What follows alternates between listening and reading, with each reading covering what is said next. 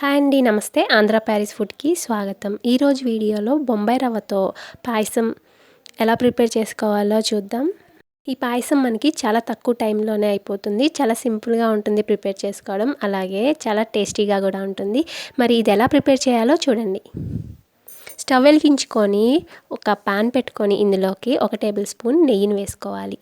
ఈ నెయ్యి వేడైన తర్వాత ఇందులోకి మీకు నచ్చిన డ్రై ఫ్రూట్స్ని వేసుకొని వేయించుకొని తీసుకోవాలి.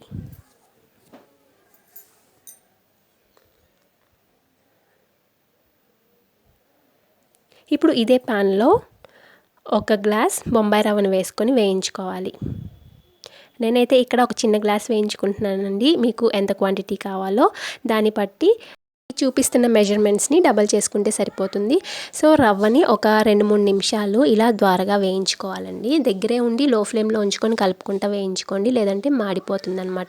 ఇప్పుడు ఇందులోకి 1 గ్లాస్ రవ్వ తీసుకున్నాం కాబట్టి 4 గ్లాసుల పాలు, 1 గ్లాస్ నీళ్ళని యాడ్ చేసుకోవాలి. ఇది పోసుకుంటున్నప్పుడు రవ్వని కలుపుకుంటూ ఉండాలండి, లేదంటే రవ్వ ఉండలు కట్టేస్తుంది అనమాట. సో ఇలా కాసేపటికి మనకి ఒక 5 నిమిషాలకి దగ్గర పడిపోతుంది అనమాట. ఇప్పుడు ఇందులోకి 1/2 టీ స్పూన్ ఉప్పును వేసుకొని బాగా కలిపేసుకొని స్టవ్ ఆఫ్ చేసుకొని పక్కన పెట్టుకోండి.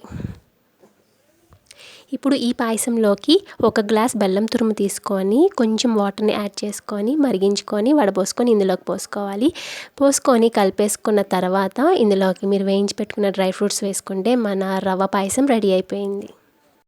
చూసారు కదండి, చాలా సింపుల్. వితిన్ మనకి ఒక 5-7 మినిట్స్లో అయిపోతుంది. చాలా టేస్టీగా కూడా ఉంటుంది. హోప్ మీకు ఈ వీడియో నచ్చింది అనుకుంటున్నాను. మీకు కనుక నచ్చితే లైక్ చేయండి, షేర్ చేయండి. మరిన్ని ఇలాంటి సింపుల్ అండ్ టేస్టీ రెసిపీస్ కోసం ఆంధ్ర ప్యారిస్ ఫుడ్ని సబ్స్క్రైబ్